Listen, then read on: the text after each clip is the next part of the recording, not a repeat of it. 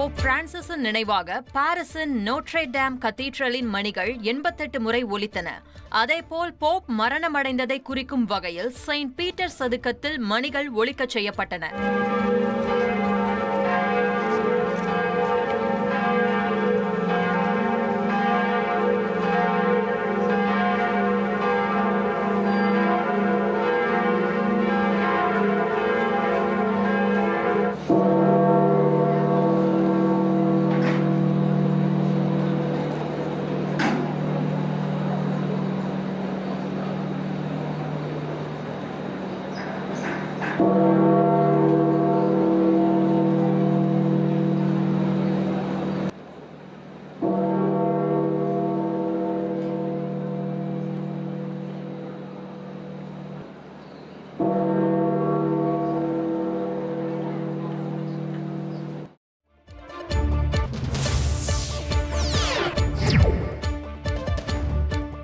Pope Francis காலமான நிலையில் அவரது இறுதிச் சடங்குகள் குறித்த தகவல்களை பார்க்கலாம்.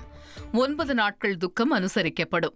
போப்பின் உடல் போப்பாண்டவர் உடையில் அலங்கரிக்கப்பட்டு போப்பின் தனிப்பட்ட தேவாலயமான ரெடெம்டோரிஸ் மேட்டர் தேவாலயத்திற்கு கொண்டுவரப்படும். சென்ட் பீட்டர்ஸ் பசிலிக்காவில் தன் கல்லறையை அமைக்க போப் பிரான்சிஸ் விரும்பவில்லை.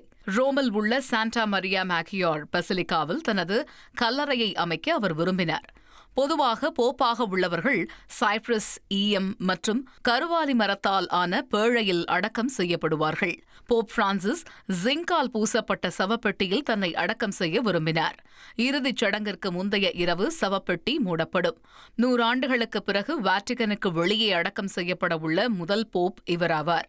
போப் 8ஆம் லியோ 1903 வாட்டிகனுக்கு வெளியே சென்ட் ஜான் பசிலிக்காவில் அடக்கம் செய்யப்பட்டது குறிப்பிடத்தக்கது.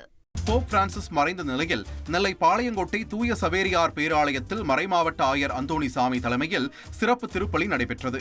போப் பிரான்சிஸ் உருவப்படம் வைக்கப்பட்டு மலர்கள் தூவி மரியாதை செலுத்தப்பட்டது. இதில் ஏராளமானோர் பங்கேற்று அஞ்சலி செலுத்தினர்.